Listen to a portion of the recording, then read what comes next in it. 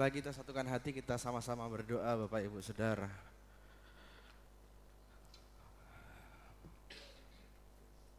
Setiap kami tahu saat kami menyelenggarakan ibadah pada malam hari ini, sore hari ini, di ruangan ini, tujuan kami adalah kami ingin bertemu, kami ingin merasakan hadirat Tuhan. Kami ingin punya pengalaman pribadi dengan pribadi yang kami sembah. Kami sungguh ingin merasakan kehadiran-Mu Tuhan. Kami tidak mau pulang sebelum kami rasakan hadirat Tuhan. Kami tidak mau pulang sebelum ada sesuatu yang berubah tentang hidup kami. Biar Roh Kudus, Engkau yang menyatakan kehadiran Tuhan sore hari ini di tengah-tengah kami. Engkau yang berbicara dalam setiap hati kami. Di dalam nama Tuhan Yesus Kristus, kami siap terima firman Tuhan. Sama-sama katakan amin. Baik, shalom, selamat sore, shalom Bapak Ibu. Baik, langsung masuk ke PowerPoint saja karena masih ada serangkaian acara kita sore hari ini.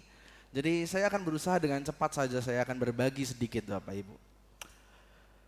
Jumat Agung adalah sebuah momen di mana kita mengingat tentang kasih Tuhan. Coba boleh sama-sama katakan kasih Tuhan, 1, 2, 3. Kita sebagai orang Kristen, kita sebagai anak Tuhan, kita sebagai orang percaya. Pada saat ini, momen sore hari ini, saya akan mengajak setiap kita untuk kita mengerti betapa besarnya, betapa dalamnya kasih Tuhan terhadap hidup kita. Saya kasih judul sore hari ini, How Can I Give You Up? Coba boleh baca bersama-sama Bapak Ibu, How Can I Give You Up? 1, 2, 3. How can I? Ya, belajar bahasa Inggris sedikit-sedikit ya. Ini artinya begini Bapak Ibu, artinya bagaimanakah mungkin aku menyerah terhadap Engkau? Ini artinya. Saya mulai dengan pertanyaan, next boleh? Coba mari sama-sama renungkan Bapak Ibu. Saya percaya, saya tahu di tempat ini ada Bapak Ibu yang sudah menikah, ada yang sudah punya anak-anak ya kan. Saya akan menanyakan pertanyaan-pertanyaan ini Bapak Ibu. Pernahkah Anda ingin menyerah terhadap hubungan suami istri, hubungan dengan suami, hubungan dengan istri? Capek Pak Gembala, aduh suami saya Pak, rasanya ingin pisah, capek. Rasanya capek dengan kehidupan pernikahan Bapak Ibu Saudara. Pernahkah merasa seperti itu Bapak Ibu? Aduh yang ibu-ibu capek dengan suaminya, yang bapak-bapak juga capek dengan istrinya. Lelah dengan keadaan pernikahan. Atau pernahkah Bapak Ibu sebegitu lelahnya menghadapi perilaku anak-anak Anda? Ya kan? Kebanyakan online ya kan? Tepat aja itu. Pintar ngeles, membicara harus pintar ngeles ya kan? Membelokkan suasana. Pernahkah sebegitu lelahnya dengan perilaku anak-anak Anda Bapak Ibu? Gak pernah? Wah pernah, yes. Ya, betul. Sekarang saya tanya, anak-anak pernah lelah dengan perilaku orang tua kalian?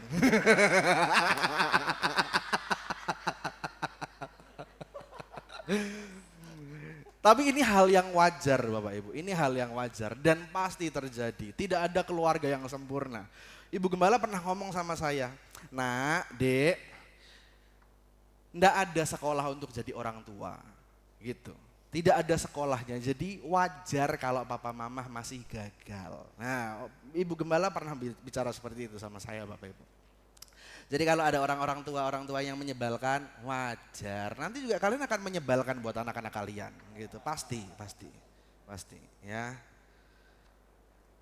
Pernahkah kita merasa putus asa dengan keadaan yang gitu aja, enggak berubah-berubah? Aduh rasanya sudah berusaha keras, sudah bekerja mati-matian, melakukan banyak hal, tapi keadaannya enggak pernah berubah. Begitu saja, lelah.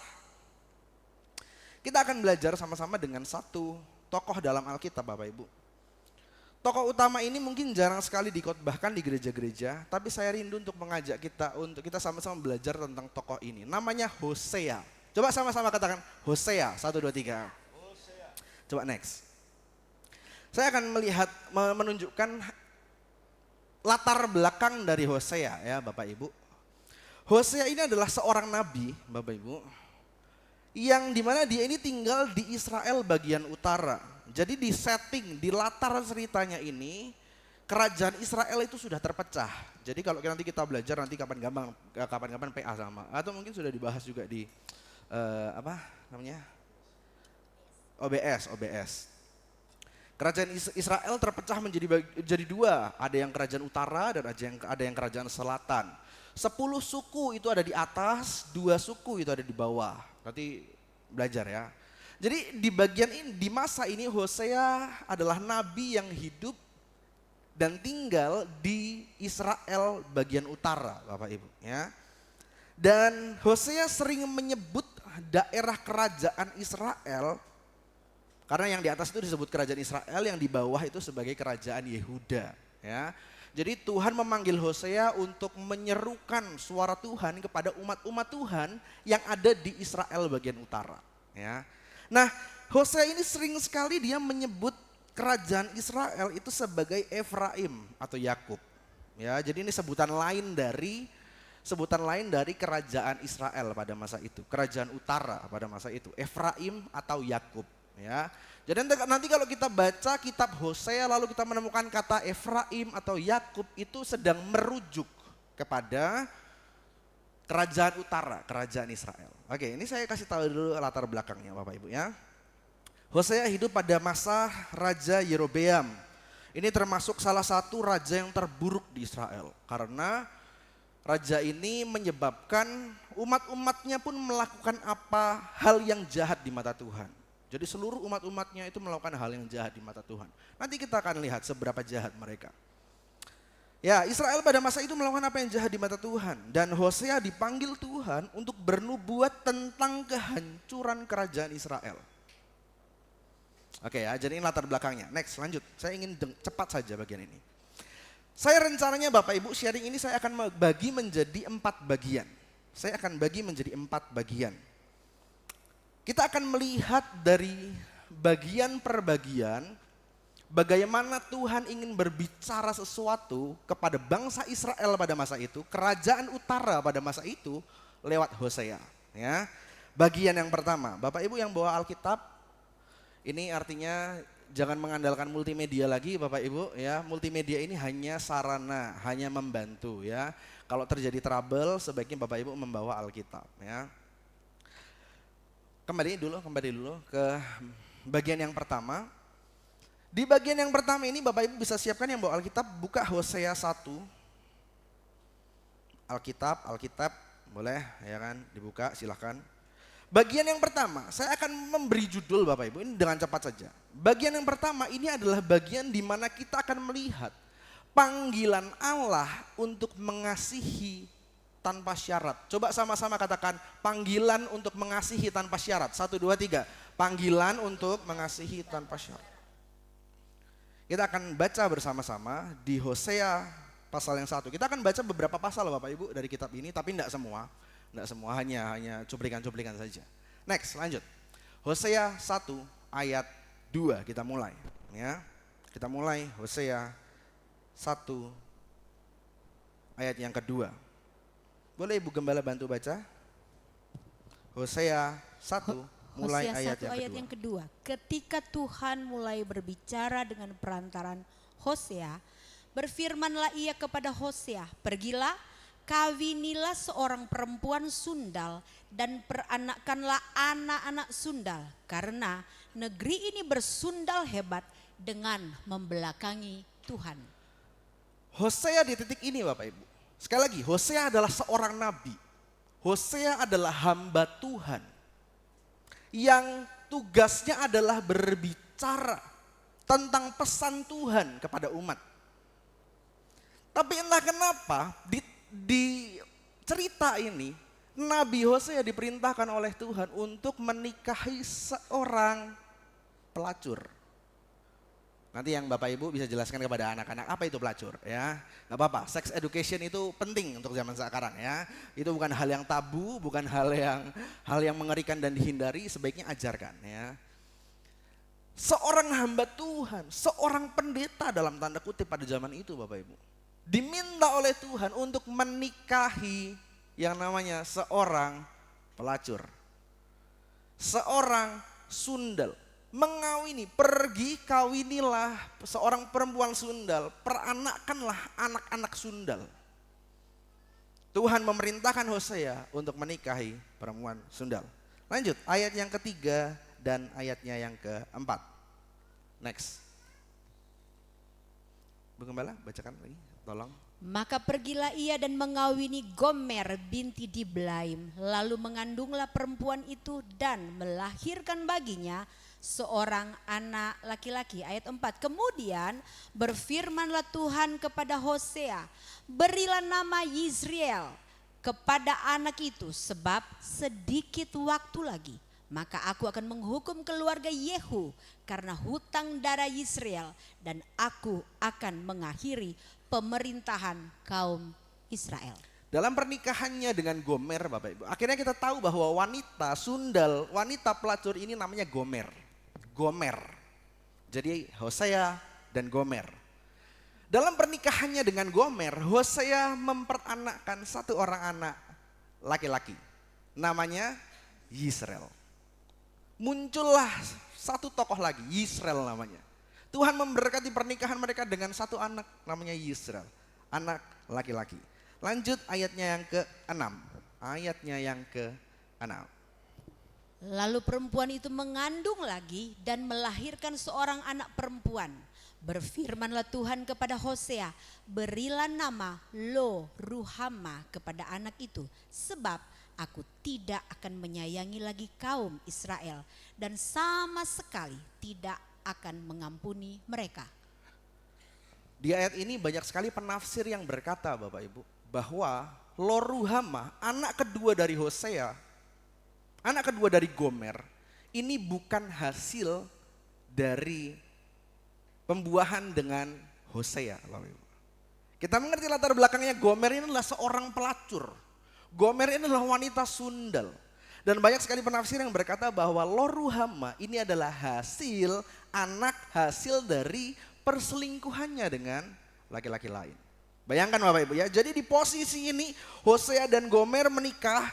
Gomer dalam keadaan dia ini adalah seorang pelacur, kita mengerti ya latar belakang pelacur seperti apa ya, bagaimana lifestyle-nya, gaya hidupnya, pola pikirnya.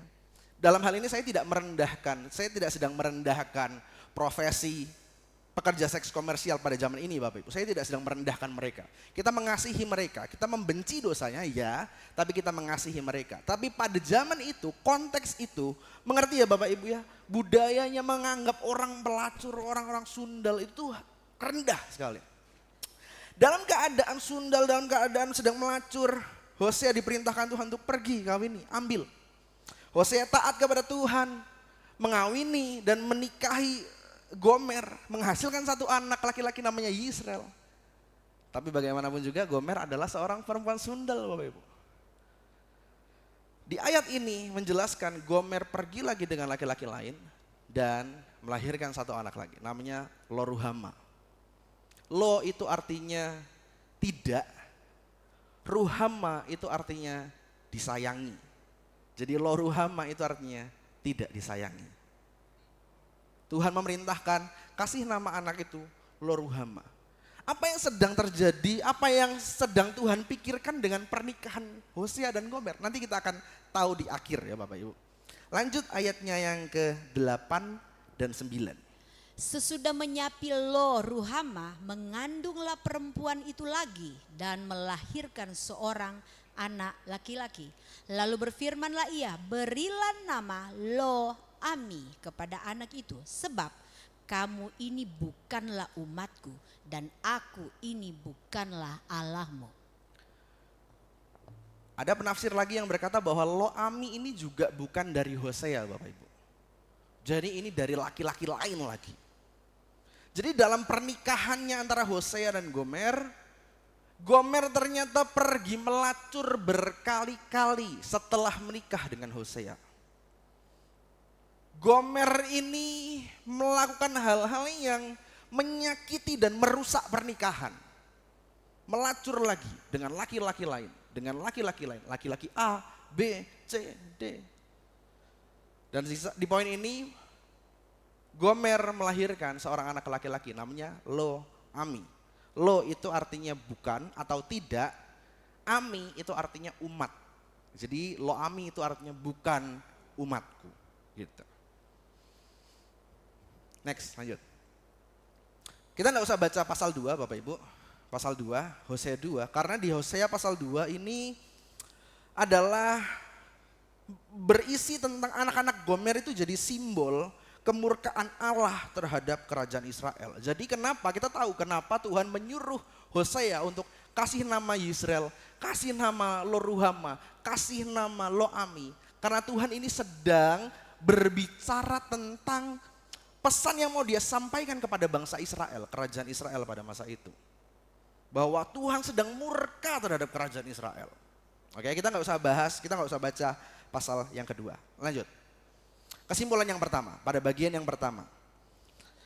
Hosea membuktikan dirinya taat sebagai nabi Allah dan mengerjakan panggilan Allah untuk mengasihi Gomer tanpa syarat. Coba kita baca sama-sama yang kedua. 1, 2, 3. Ini jadi simbol bagaimana Allah mengasihi umat Israel tanpa syarat. Namun juga pribadi yang adil. Menghukum jika umatnya salah, itu juga bentuk kasih dari Allah. Jadi gini Bapak Ibu. Di bagian ini Bapak Ibu, sebenarnya Tuhan tuh sedang ingin berbicara tentang bagaimana dia merespon, bagaimana Tuhan merespon kerajaan Israel pada zaman itu, Bapak Ibu. Kesimpulan yang pertama, Hosea membuktikan dirinya taat sebagai nabi Allah dan mengerjakan panggilan Allah untuk mengasihi Gomer tanpa syarat. Pelacur sudah tidur berkali-kali dengan banyak pria, keadaannya sudah tidak suci lagi, pola pikirnya, keterikatannya terhadap dosa, bolak-balik dengan laki-laki yang berbeda-beda. Tapi Hosea taat kepada Allah, mengerjakan panggilan untuk mengasihi tanpa syarat. Ini jadi simbol bagaimana Allah itu mengasihi umat Israel tanpa syarat. Coba sama-sama sekali lagi, mengasihi tanpa syarat. 1, 2, 3. Mengasihi tanpa syarat. Keluarga Hosea, pernikahan Hosea yang aneh ini Bapak Ibu, dijadikan simbol, jadi lambang, jadi gambaran bagaimana Allah mengasihi umat Israel tanpa syarat. Lanjut. Bagian yang kedua. Merebut kembali yang dikasihinya. Baca sama-sama. 1, 2, 3. Merebut kembali yang dikasihinya. 1, 2, 3. Merebut kembali. Next, lanjut. Kita lihat Hosea 3 ayatnya yang pertama. Bu Gembala tolong. Berfirmanlah Tuhan kepadaku, pergilah lagi, cintailah perempuan yang suka bersundal dan berzina. Seperti Tuhan juga mencintai orang Israel, sekalipun mereka berpaling kepada allah-allah lain dan menyukai kue kismis. Di bagian itu saya nggak tahu kenapa kue kismis itu dipadankan dengan penyembahan berhala ya Bapak Ibu, saya nggak tahu. Jujur saya nggak suka kismis, artinya saya alkitabiah Bapak Ibu ya. Saya alkitabiah, saya nggak suka kismis karena penyembahan berhala itu Bapak Ibu. Kismis. Maaf ya yang bikin roti ya, jemaat-jemaat yang bikin roti maafin enggak, maksudnya bukan itu. Kismis pada masa itu adalah suatu barang yang berharga Bapak Ibu. Konteks ayat ini sedang berbicara bahwa umat-umat Israel tuh suka memberi kismis untuk persembahan kepada dewa. Itu maksudnya. Ya, jadi mereka memberikan hal-hal yang terbaik itu kepada dewa, kepada Baal, kepada Molok. Gitu, itu maksudnya. Hosea 3 ayat 1 Bapak Ibu. Hosea itu setelah dalam pernikahannya ternyata Tuhan bawa pernikahannya bersama dengan Gomer. Gomer masih melacur dengan laki-laki A, laki-laki B, C dan sebagainya. Gomer pergi dengan laki-laki lain. Ternyata di Hosea 3 Tuhan berfirman lagi kepada Hosea. Apa katanya? Pergilah lagi, cintailah perempuan yang suka bersundal. Pergi lagi. Cintai dia, pasanganmu yang suka berselingkuh. Cintai lagi wanita yang suka bersundal dengan laki-laki lain. Istrimu itu, cintai dia, rebut, ambil dia. sama seperti aku mencintai bangsa Israel. Ada penafsir yang menggambarkan bahwa di titik ini Bapak, di poin ini, Gomer itu sudah menjadi wanita pelacur yang keadaannya sudah tua dan tidak laku lagi. Jadi sudah peot Bapak Ibu ya, sudah peot. Jadi bahkan untuk melacur saja tuh sudah ada di kasta terendah Bapak Ibu, karena sudah ada regenerasi yang terjadi begitu baik ya Bapak Ibu ya. Banyak wanita-wanita muda yang lebih menarik. Dan di posisi ini, di saat ini, Gomer ini sudah tidak laku. Karena dia sudah tua, sudah jelek. Untuk melacur saja sudah tidak layak Bapak Ibu sebenarnya. Tapi Tuhan katakan kepada Hosea, pergi, cintailah lagi istrimu. Ambil lagi. Ayat yang kedua, Hosea 3 ayat yang kedua. Lalu aku membeli dia bagiku dengan bayaran 15 sikal perak dan 1,5 homer jelai. Yang Hosea lakukan adalah Beli. taat Bapak Ibu. Bayangkan perasaan nabi dan hamba Tuhan ini Bapak Ibu, yang ngomong kepada umat tentang pesan Tuhan. Tapi istrinya melacur ke sana sini Bapak Ibu. Tuhan bilang cintai dia, ambil dia. Dia mungkin sekarang sudah lagi ada sama laki-laki lain. Tapi pergi lagi, cintai lagi, rebut lagi, ambil lagi. Hosea 3 ayat 2 berkata, lalu Hosea membeli Gomer. Hosea membayarkan sesuatu kepada pemiliknya Gomer saat itu. Kekasihnya Gomer saat itu. Hosea mengambil sesuatu, dibayarkan. Lanjut. Ini dalam Bapak Ibu kitab ini. Lanjut, next. Kesimpulan nomor 2. Kita baca bersama-sama poin yang pertama ya. 1, 2, 3. Hosea berhasil membuktikan kasihnya lebih besar daripada rasa kecewanya terhadap Gomer. Dengan Hosea berhasil membuktikan bahwa kasihnya jauh lebih besar daripada rasa kecewanya. Saya yakin laki-laki mana yang tidak kecewa dibegitukan Bapak Ibu. Laki-laki juga punya perasaan, bapak-bapak katakan amin. Oh amin. Laki-laki juga punya perasaan Bapak Ibu. Ibu-ibu ya kan. Mungkin selama ini kita berpikir bahwa laki-laki itu hanya mengandalkan logika. Enggak, laki-laki juga punya perasaan. Laki-laki mana yang tidak sakit hati waktu istrinya melacur sana sini Bapak Ibu.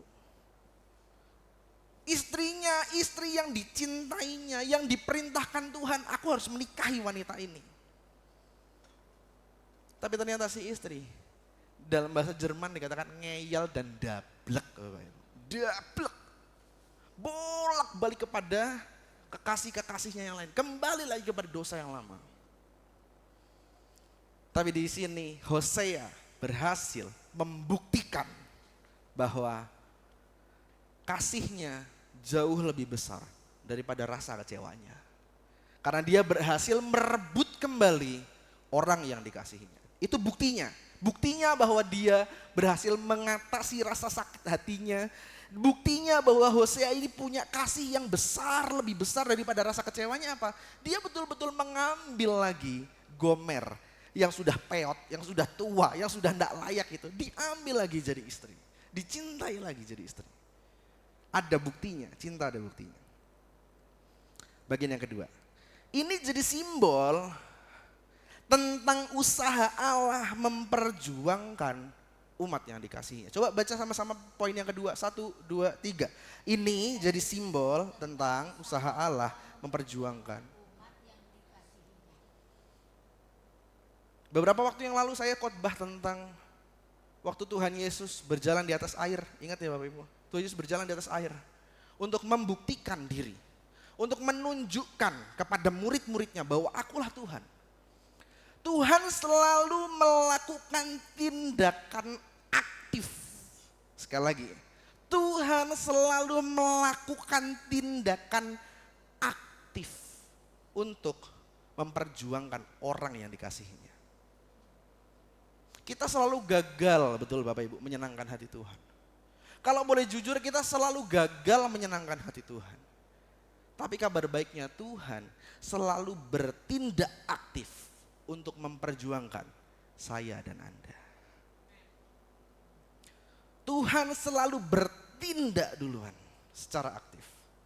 Tuhan menunjukkan bahwa aku harus merebut orang yang kukasihi. Ini menjadi penggambaran tentang bagaimana usaha Tuhan, usaha Allah untuk merebut umat Israel. Merebut bangsa yang dikasihi. Merebut anak kesayangannya, bangsa Israel. Oh.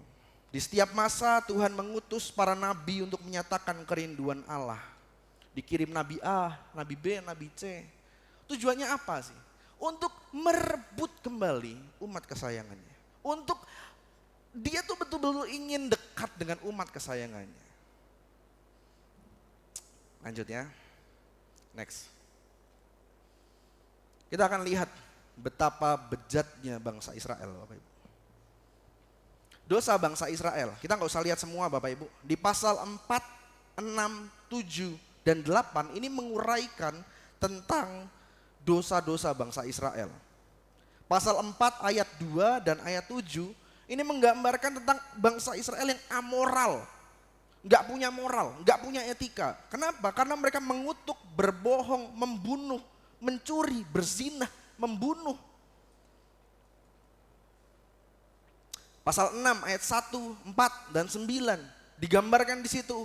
Bangsa Israel melakukan pertobatan yang sia-sia. Nanti Bapak Ibu boleh cek di Alkitabnya Bapak Ibu masing-masing ya. Pasal 6 ayat 1, 4 dan 9. Bangsa Israel melakukan pertobatan yang sia-sia.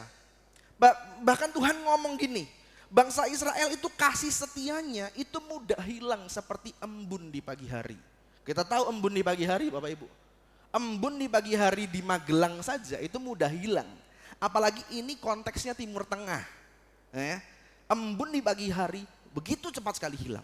Dan Tuhan bilang kasih setia umat Israel mudah sekali hilang. Seperti embun di pagi hari. Di ayat 9 dikatakan mereka para imamnya, orang-orang yang bekerja di bidang kerohanian, mereka membunuh orang-orang. Itu kerajaan Israel pada zaman itu. Di persimpangan-persimpangan jalan, nanti Bapak Ibu baca ayatnya. Di persimpangan-persimpangan jalan, para gerombolan imam itu tuh menyekap, membunuh orang-orang yang lewat. Dahsyat ya, luar biasa dosanya. Pasal 7 ayat 8 dan 16. Ini yang agak aneh, agak lucu nih. Bangsa Israel dikatakan mereka bersekutu dengan bangsa lain. Bangsa lainnya itu Mesir dan Asyur. Padahal ini adalah bangsa-bangsa yang nanti akan mengalahkan bangsa Israel. Jadi ceritanya bangsa Israel diserang oleh bangsa-bangsa lain dari sekitar. Tapi bangsa Israel mengandalkan dan meminta pertolongan kepada bangsa Mesir dan bangsa Asyur. Padahal nanti di cerita berikutnya bangsa Asyur menyerang bangsa Israel.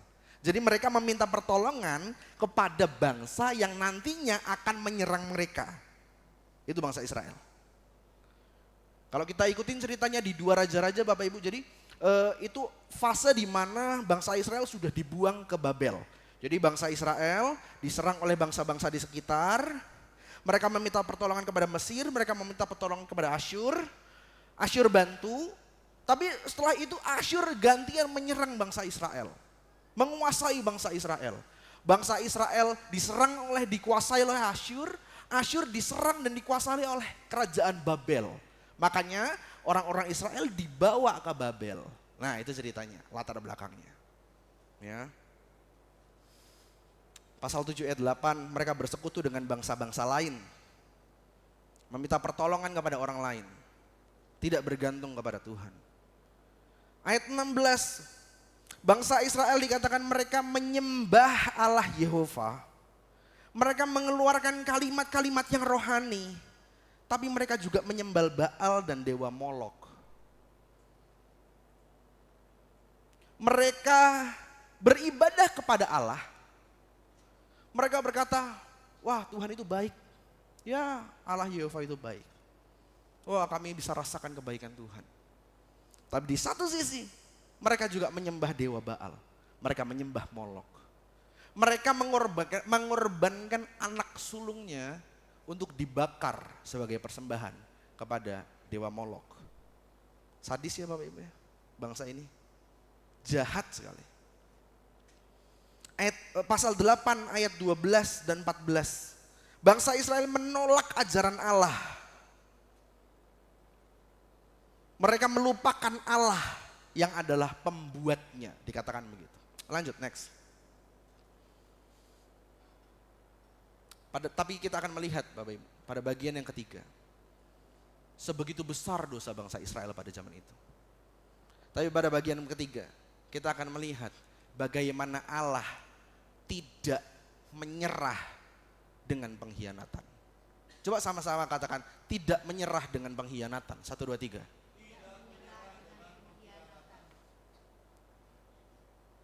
Bagian ketiga, kita akan baca Hosea pasal yang ke-11.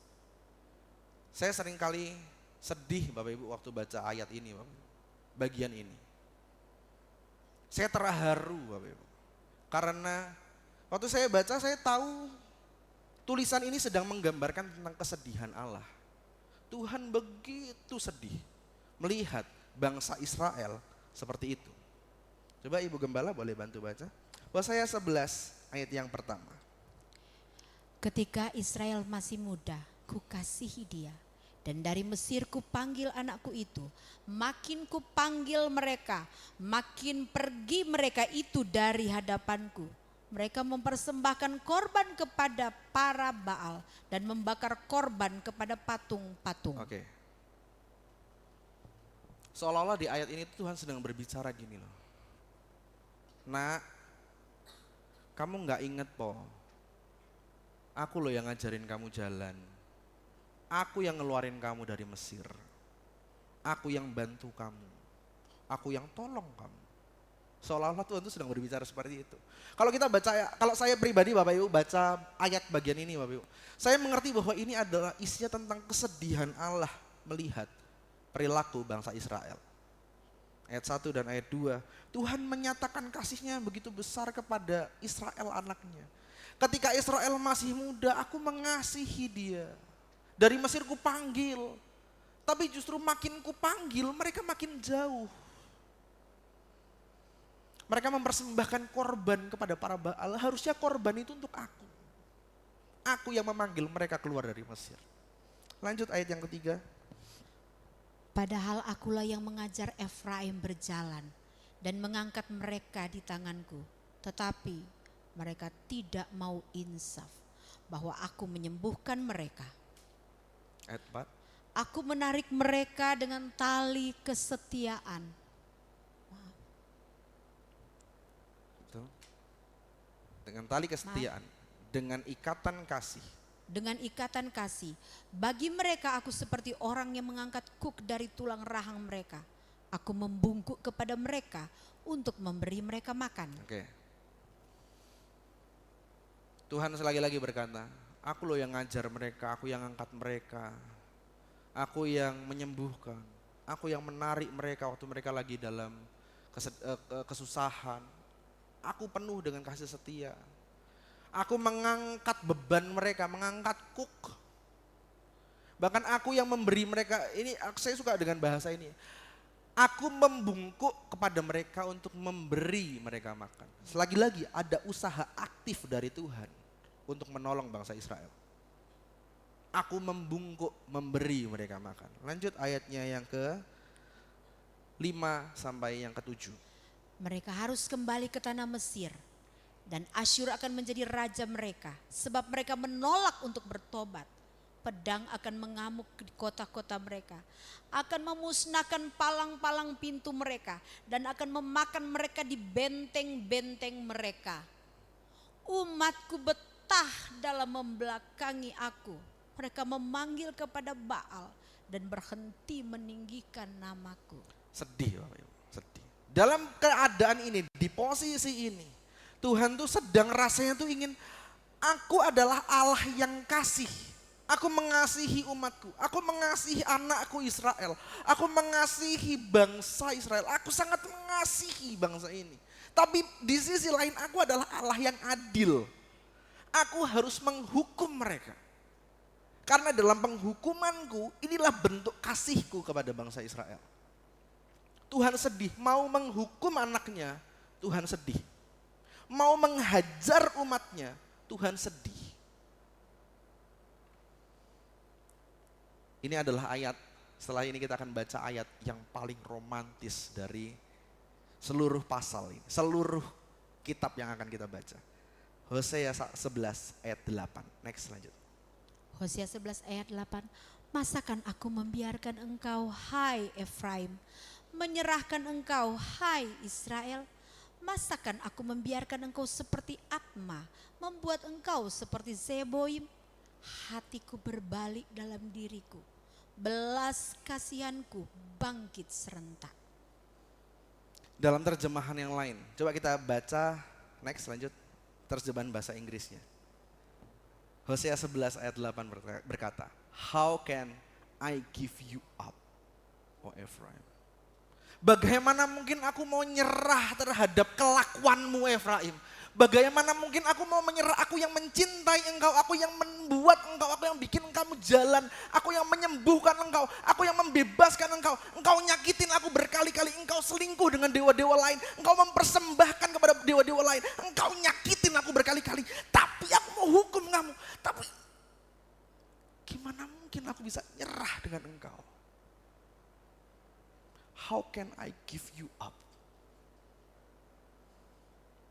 Aku gak akan sekali-kali marah karena rasa kecewaku tidak lebih besar dari kasihku kepadamu, O Efraim. Nyakitin berkali-kali.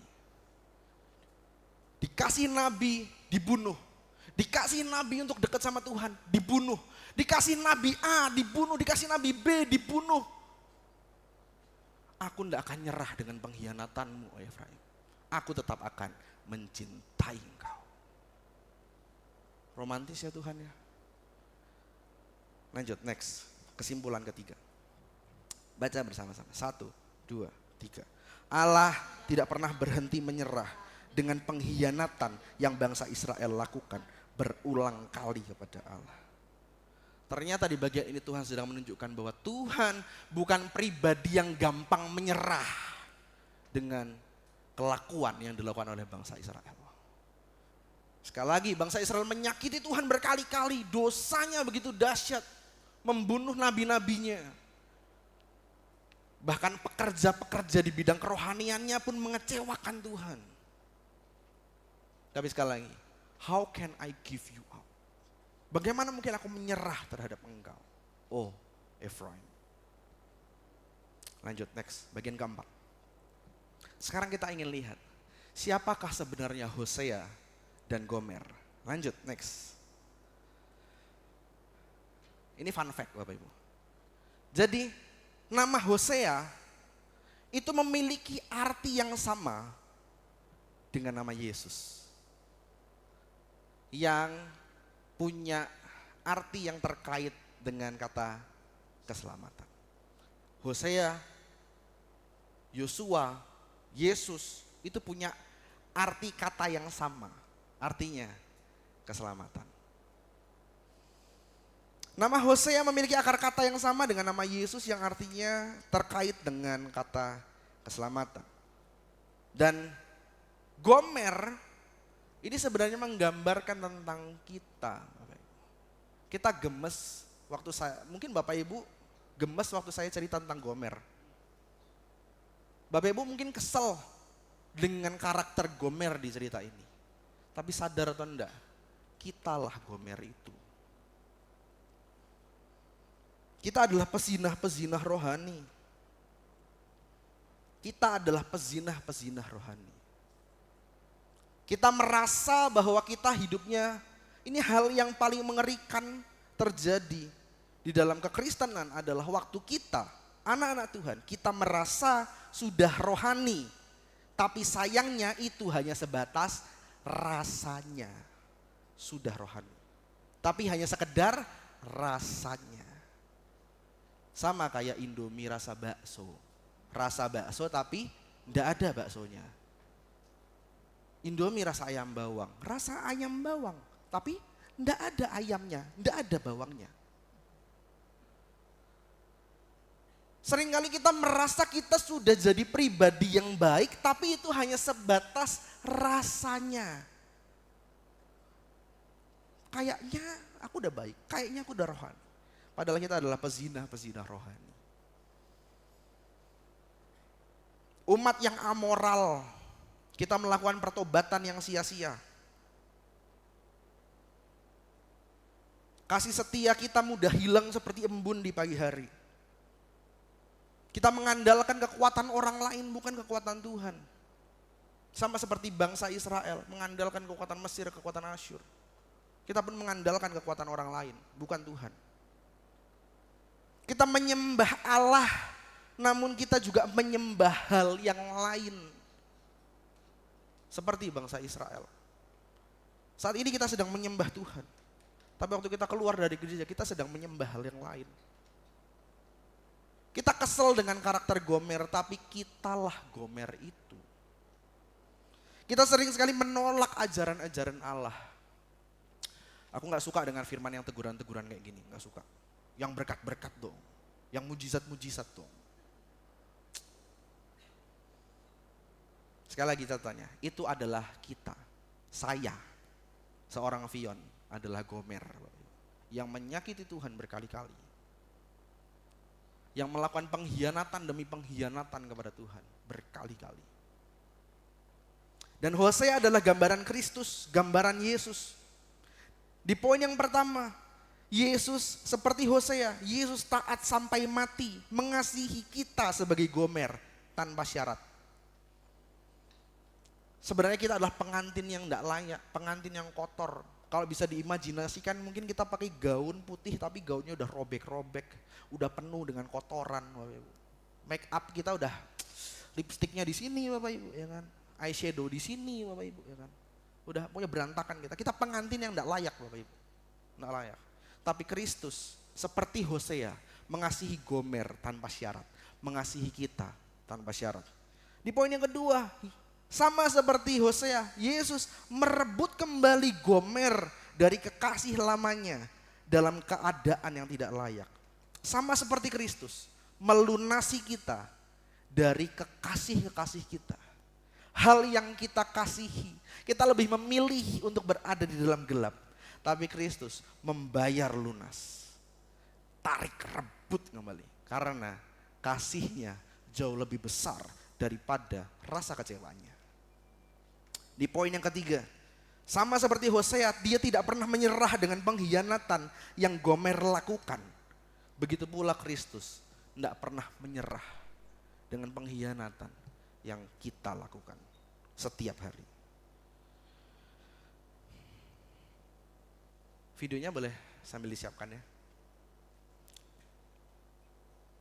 Waktu Tuhan Yesus di atas kayu salib, Tuhan Yesus berkata, Tetelestai, sudah selesai.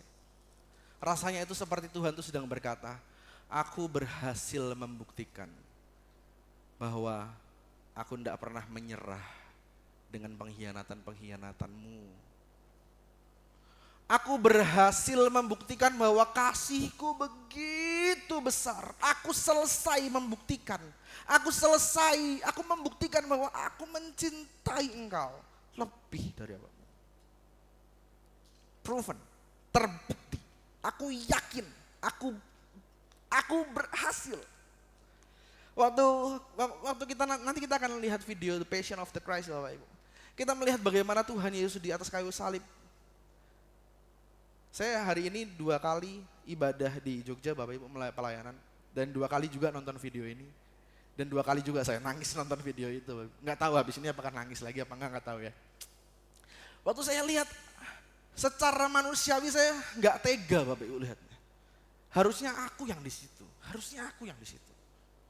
Tapi entah kenapa Tuhan bawa saya kepada pemahaman bahwa dalam kesakitannya Bapak Ibu, dalam penderitaannya, dalam darah yang ngucur, dalam badan yang remuk, seperti Tuhan tuh bahagia gitu loh. Aku berhasil. Aku tidak nyerah dengan pengkhianatan-pengkhianatan umat-umatku. Aku berhasil. Aku menang. Nanti kita akan sama-sama lihat videonya. Udah ready belum? Udah. Oke.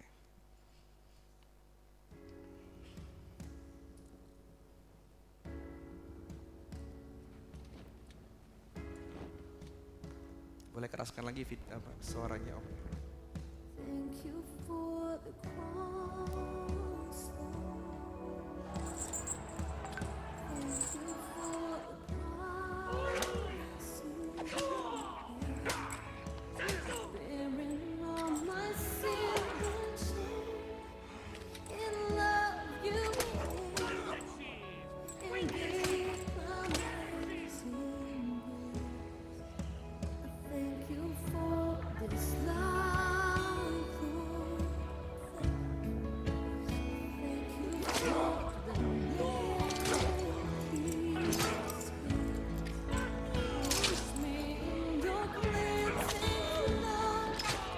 Now I know your forgiveness and embrace.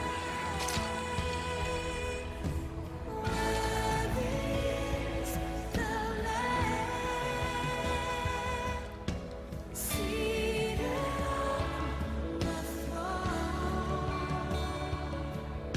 I crown you now with many crowns.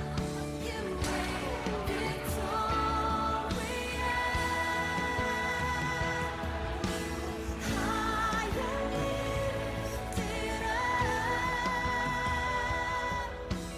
Jesus, Son of God, the darling of heaven, crucified.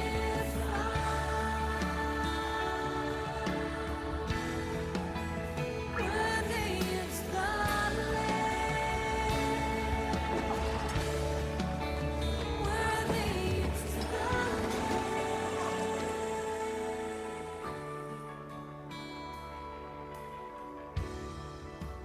Thank you for the cross. You sing. Thank you for the price you paid, bearing all my sin and shame. In love you came and gave amazing grace. Thank you for this life, Lord. Thank you for the nail pieces. Wash me in your cleansing blood. Now all I know, your forgiveness and embrace. Worthy is the Lamb seated on the throne. I crown you now with many crowns. You reign victorious.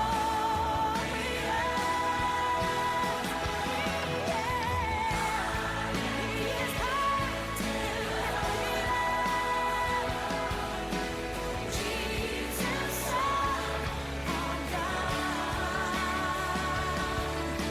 the darling of heaven, crucified.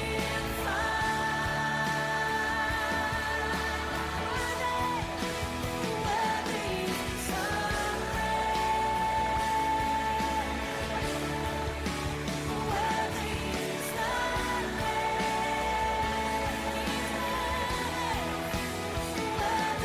is the Lamb. Worthy is the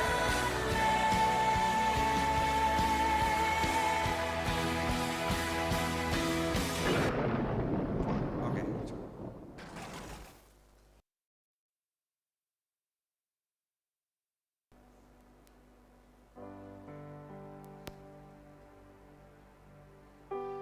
Perkataan yang sama Tuhan sampaikan kepada setiap kita Bapak Ibu. how can I give you up? Bagaimana mungkin aku bisa menyerah terhadap Engkau? Engkau berkali-kali nyakitin aku. Tapi bagaimana mungkin aku bisa menyerah terhadap Engkau yang kukasihi?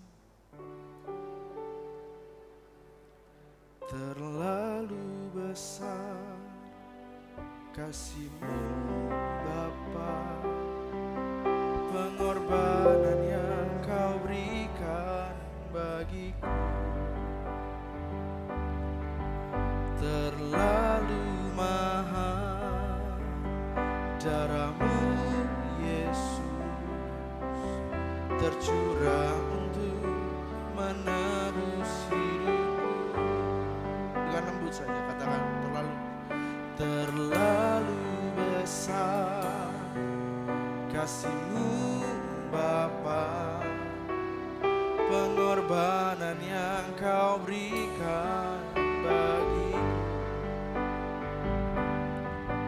Terlalu mahal darah-Mu Yesus, tercurah untuk menebus hidupku. Saya rindu malam hari ini jadi Jumat Agung yang berbeda. Setiap tahun kita sudah merayakan Jumat Agung. Kita merayakan kematian Tuhan Yesus.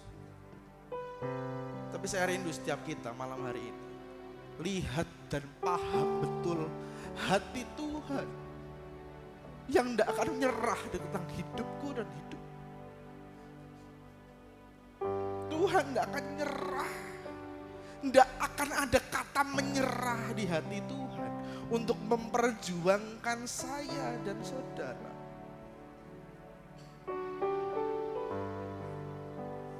Waktu lagu ini kita naikkan, mari sama-sama ucapkan terima kasih sama Tuhan. Harusnya kita yang di sana. Harusnya kita yang di sana. Tapi Tuhan membuktikan Dia tidak akan pernah menyerah dengan hidup kita. Mari jemaat Tuhan saja katakan, terlalu besar. Terlalu besar kasih-Mu Bapa. Terima kasih. Pengorbanan yang Kau berikan bagiku. Terlalu mahal darah-Mu Yesus, tercurah untuk menebus hidup. Biarkan jemaat saja tanpa musik. Terlalu besar kasih-Mu Bapa, pengorbanan yang Kau berikan bagiku. Terlalu mahal darah-Mu Yesus, tercurah untuk menebus hidupku. Lagi umat-umat Tuhan nyanyikan, terlalu besar. Terlalu besar kasih-Mu Bapa, pengorbanan yang Kau berikan bagiku. Terlalu mahal darah-Mu Yesus, tercurah untuk menebus. Dari tempat engkau duduk, mari sambil angkat tangan, mengatakan terlalu besar. Terlalu besar kasih-Mu Bapa, pengorbanan yang Kau berikan bagiku. Terlalu mahal kasih-Mu Yesus, tercurah menebus hidupku. Terlalu besar, terlalu besar kasih-Mu Bapa, pengorbanan yang Kau berikan bagiku.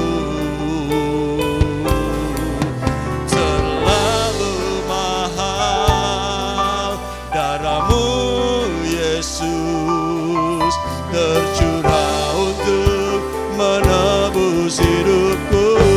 Terlalu mahal, terlalu besar, kami mengucap syukur. Haleluya.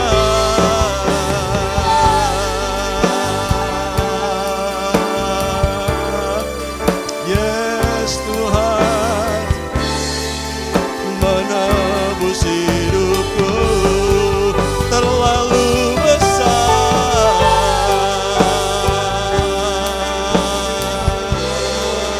Haleluya.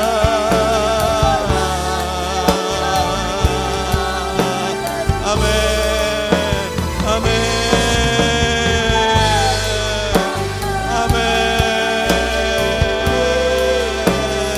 Amin. Terlalu besar.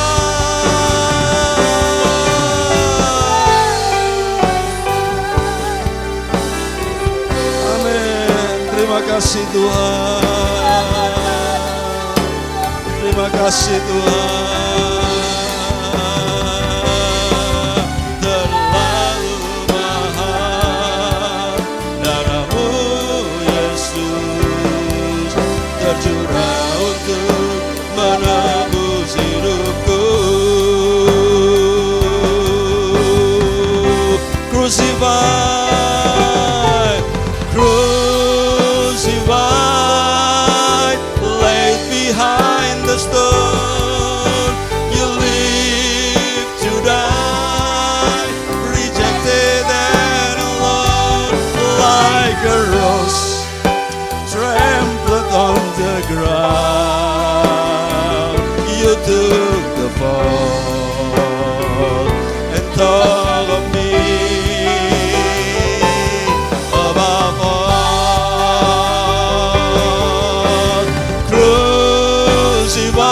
Crucified, laid behind the stone.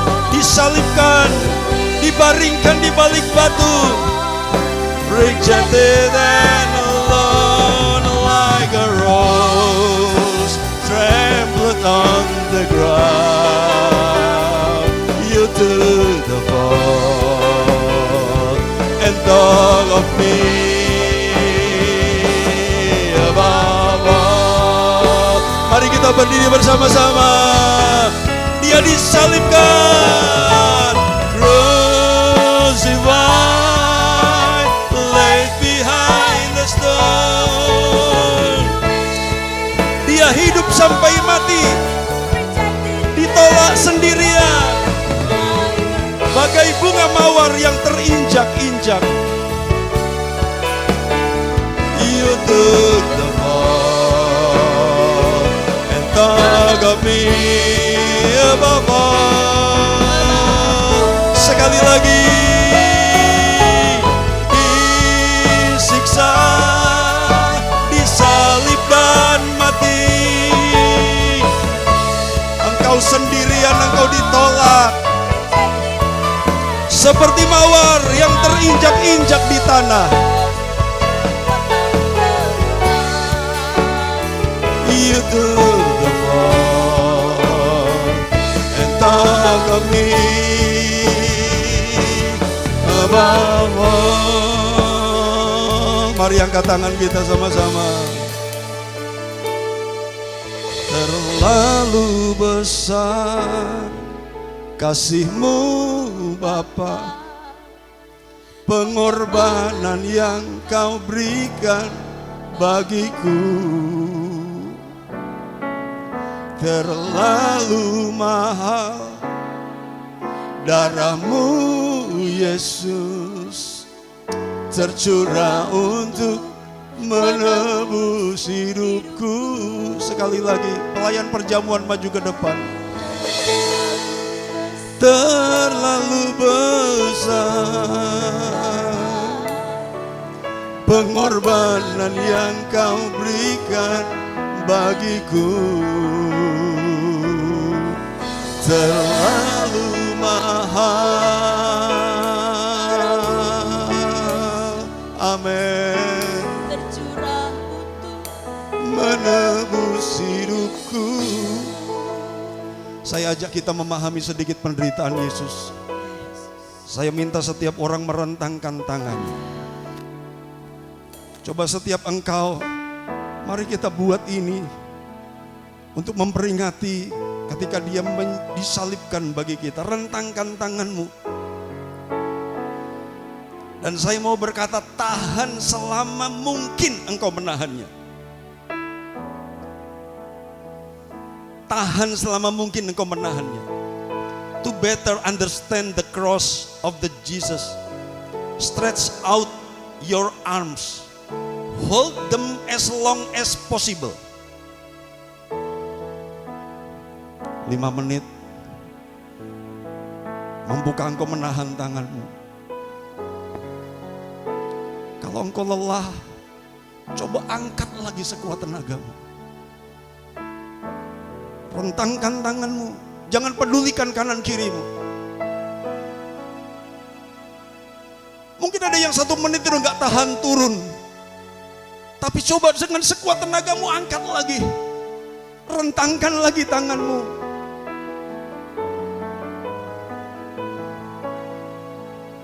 Adakah yang 10 menit tahan dengan tangan yang tetap lurus? Saya percaya sudah tidak ada. Saya percaya sudah tidak ada tangan yang tetap lurus di hitungan 10 menit. Tetapi coba engkau rentangkan, engkau tahan. Jadi kalau engkau menderita, engkau boleh praktek di rumah. Kalau engkau susah, engkau boleh praktek di rumah. Rentangkan tanganmu dan tahan selama mungkin. Tahan selama mungkin. Dan biarkan engkau berkata, Tuhan, penderitaanmu lebih berat dari penderitaanku, Tuhan. Seperti engkau tidak menyerah dengan hidupku, biarkan aku juga tidak menyerah dengan imanku kepadamu. Tuhan, terima kasih. Tuhan, terima kasih. Tuhan, terima kasih. Biarkan kami tetap percaya kepadamu. Tahan, tahan, tahan, tahan. Tahan dan rentangkan tanganmu. Tahan. Yesus berjam-jam tergantung di kayu salib. Walaupun dipaku, dia kesakitan, dia mengalami aniaya. Tahan, tahan, tahan, tahan. Haleluya. Stretch out your arms. Stretch out your arms. Hold them as long as possible.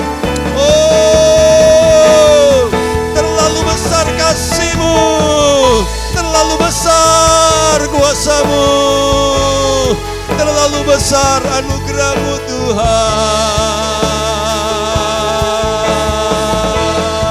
Sama-sama katakan, terlalu besar kasih-Mu, Bapa, pengorbanan yang Kau berikan bagiku. Terlalu mahal darah-Mu, Yesus, tercurah untuk menebus hidupku. Karena salib-Mu, karena salib-Mu, ku hidup. Karena salib-Mu, ku menang. Engkau yang berkuasa, sanggup untuk melakukan mujizat-Mu. Karena salib-Mu, aku hidup, aku menang. Engkau yang berkuasa, sanggup untuk melakukan mujizat-Mu di hidupku. Sebentar kami akan terima tubuh dan darah-Mu. Biarkan Engkau berbicara lebih lagi kepada kami.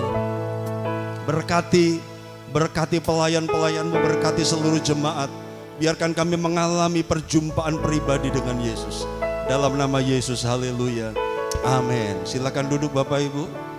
Bapak Ibu akan dilayani anak-anak terakhir, ya. Orang tua dulu yang akan dilayani dan anak-anak nanti akan terima terakhir. Gak boleh main-main, sebab ini kita sedang memperingati pengorbanan Yesus di kayu salib. Above all powers, above all kings, above all nature and all created things, above all wisdom and all the ways of man, you were here before the world began. Above all kingdoms, above all thrones, above all wonders the world has ever known, above all wealth and treasures of the earth, there's no way to measure what you're worth. Crucified, crucified, disalibkan, dibaringkan di balik batu. Dia hidup sampai mati, ditolak sendirian, seperti mawar yang terinjak-injak.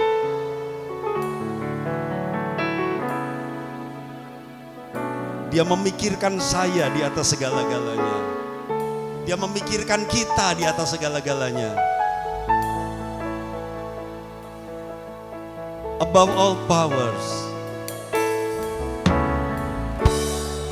di atas segala kekuasaan, lebih dari segala raja-raja,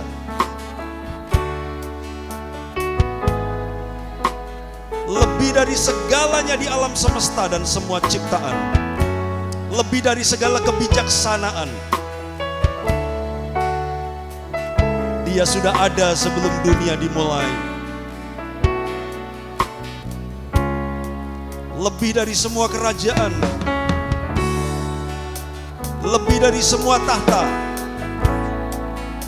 lebih dari semua keajaiban yang pernah ada di dunia, lebih dari segala kekayaan dan harta dunia. Tidak ada cara untuk mengukur berapa berharganya hidupmu. Crucified, laid behind a stone. Crucified, laid behind the stone. You live to die, rejected and alone, like a rose trampled on the ground.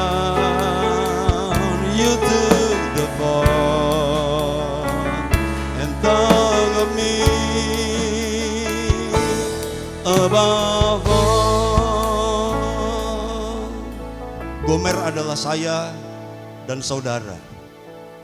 Gomer as you and me, a prostitute. Kita orang-orang yang sering berselingkuh. Ketika kita berselingkuh dengan dosa, ketika kita berselingkuh dengan dunia, ketika kita nggak kebaktian gara-gara arisan, ketika kita nggak pelayanan gara-gara hobi, ketika kita malas baca Alkitab hanya untuk kita lihat-lihat TikTok, kita sedang selingkuh. Gomer adalah saudara dan saya. Saya dulu bingung dengar cerita Hosea, kok mau-maunya. Tapi sekarang kita ngerti, begitulah kasih Tuhan terhadap orang berdosa.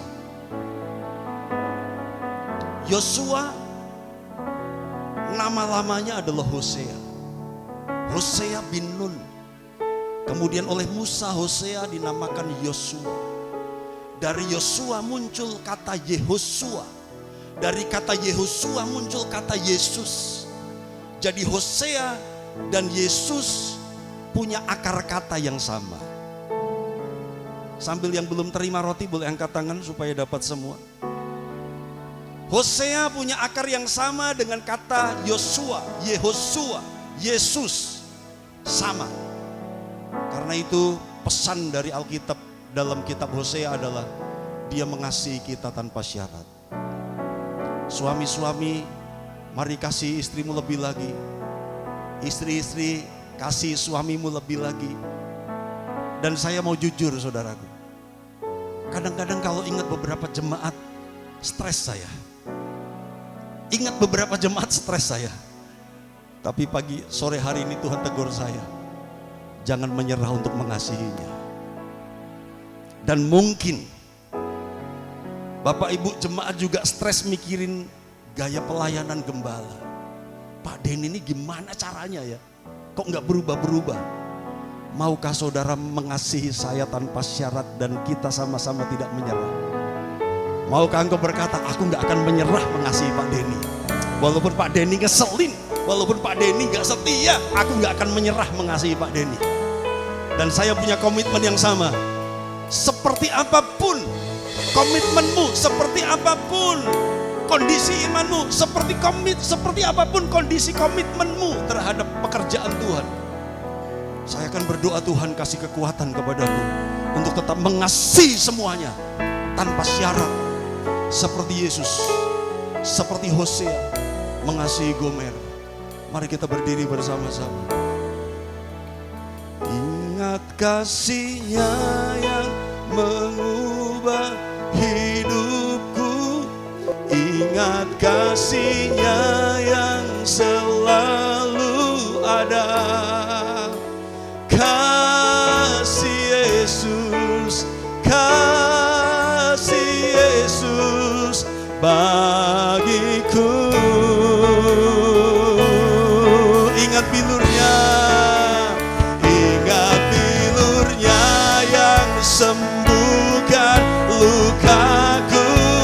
Ingat salibnya yang menebus aku. Kasih Yesus, kasih Yesus, kasih Yesus bagiku. Ingat kasih-Nya, ingat kasih-Nya yang mengubah hidupku. Ingat kasih-Nya yang selalu ada. Kasih Yesus, kasih Yesus bagiku. Ingat bilurnya, oh, ingat bilurnya yang menukan lukaku. Ingat salibnya yang menebus aku.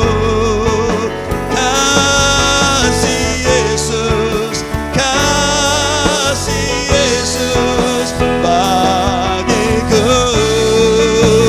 Mari kita ingat salibnya, ingat salibnya yang mengubah hidupku. Ingat kasih-Nya yang selalu ada. Kasih Yesus, bagi siapa? Bagiku. Ingat bilurnya, ingat bilurnya yang sembuhkan lukaku. Ingat salibnya yang menebus aku. Kasih Yesus, kasih Yesus bagiku. Mari angkat roti di tangan kanan kita. Ingat salibnya yang mengubah hidupku. Dia rela bertukar tempat. Dia rela bertukar status. Dia rela bertukar kekayaan. Dia rela bertukar posisi denganmu.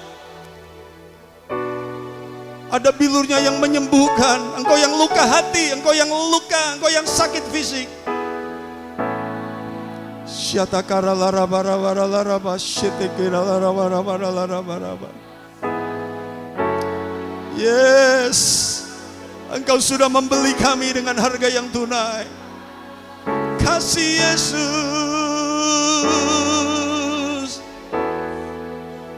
bagiku. Mari angkat roti. Tuhan, kami angkat tubuh-Mu. Terima kasih Tuhan, Engkau sudah berkorban. Terima kasih Engkau sudah menggantikan kami. Terima kasih Engkau sudah menyelamatkan kami. Tuhan, terima kasih buat pengorbanan-Mu. Sebab pada malam sebelum Ia diserahkan, Ia mengambil roti, memecah-mecahkannya, memberikannya kepada murid-muridnya, dan berkata, makanlah, inilah tubuhku, mari makan dengan iman dalam nama Yesus.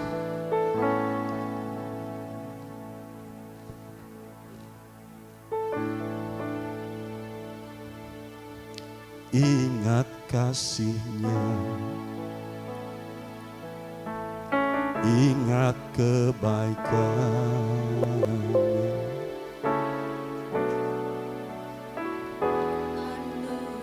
dan anugerah-Nya. Selamatkanku, sebab kasih-Nya setinggi langit. Sebab kasih-Nya setinggi langit. Kasih setia Tuhan, setia Allah pada kita. Besar kasih Allah pada kita. Besar kasih Allah pada. Mari angkat darah Yesus, cawan anggur di tangan kanan kita. Ku takkan lupa kasih-Nya. Ku takkan lupa kasih-Nya. Ku takkan lupa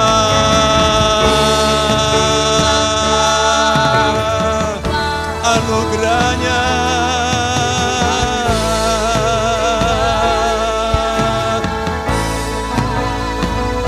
Dia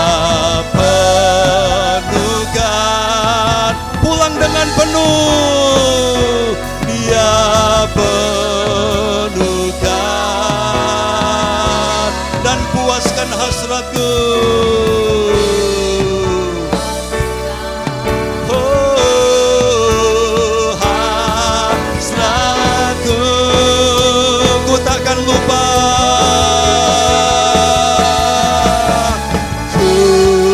Takkan lupa. Kami tidak lupa kasih Tuhan.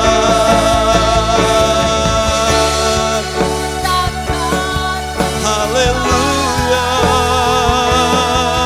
kasih-Nya.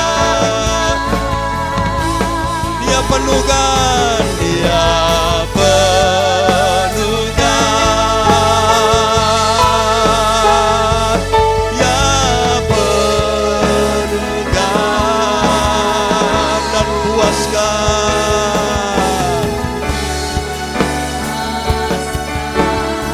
hasratku.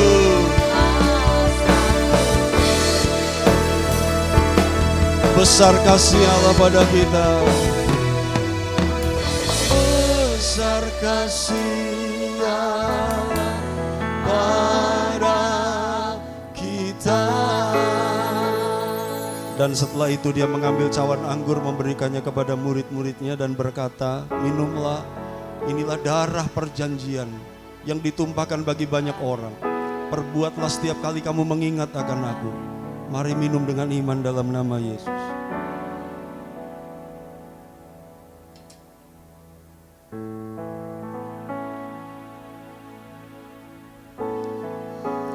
Aku darah dagingmu, kau angkatku jadi anakmu, anugerah yang ku terima buatku terheran. Ku angkat roti dan anggur, lambang pengorbananmu. Selamanya kaulah darah dan dagingku, dan dagingku. Sekali lagi sebelum kita pulang. Aku darah dagingku, kau angkatku jadi anakmu, anugerah yang ku terima buatku terheran. Ku angkat roti dan anggur, lambang pengorbananmu. Selamanya kaulah darah. Anak-anakku yang tadi baptis, saudara-saudariku maju ke depan. Yuk, yang tadi baptis, selamat kepada saudari-saudara kita yang tadi sudah masuk dalam sakramen baptisan air. Kita doakan mereka supaya mereka tetap bertekun di dalam iman. Satu sakit, ada 9 ya. Ada 9 orang sudah dibaptis, satu sakit nggak bisa datang. Tapi doakan supaya mereka terus bertumbuh imannya menjadi orang-orang yang dahsyat.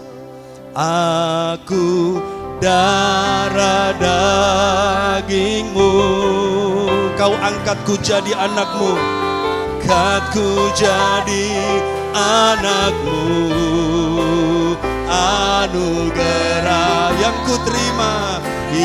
ku terima buatku terheran. Ku angkat roti dan anggur, lambang pengorbananmu. Selamanya kaulah darah dan dagingku. Kami akan pulang, Tuhan yang menolong dan memberkati kami. Kami bersyukur kami boleh merayakan Jumat Agung ini. Kami berdoa buat bangsa dan negara kami. Biarkan Tuhan yang memberikan damai sejahtera atas Indonesia.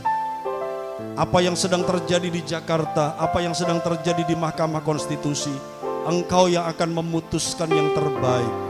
Kami tidak bisa mengatur mereka, kami tidak bisa mengatur Tuhan. Tapi kami hanya bisa berdoa yang terbaik untuk Indonesia. Supaya gereja Tuhan tetap bersatu maju, jiwa-jiwa diselamatkan. Berkati pemerintahan kami dan biarkan seperti apapun hasilnya bangsa kami tetap mengalami damai sejahtera dari Tuhan. Berkati saudara-saudari kami yang sudah mengalami baptisan air. Tuhan tolong mereka, kuatkan mereka. Mereka terus bertumbuh dalam iman, setia beribadah, dan Engkau Tuhan yang akan memberkati mereka. Kami akan pulang, kami akan ketemu lagi hari Minggu, berpesta dalam perayaan kebangkitan Yesus. Dan biarkan kami semua disegarkan senantiasa. Sekarang pulanglah ke rumah masing-masing. Terimalah berkat damai sejahtera dari Allah Bapa, kasih sayang anaknya yang tunggal, persekutuan Roh Kudus, memelihara roh jiwa tubuhmu sempurna tak bercacat, sampai Yesus datang menjemput gerejanya. Pulanglah, terimalah keberhasilan yang maksimal, terimalah keberuntungan yang ajaib, terimalah perlindungan yang sempurna, dalam nama Yesus, haleluya, amin. Berikan tepuk tangan buat Tuhan kita. Sebelum turun, sebelum bubar, di bawah ada baju pantas pakai.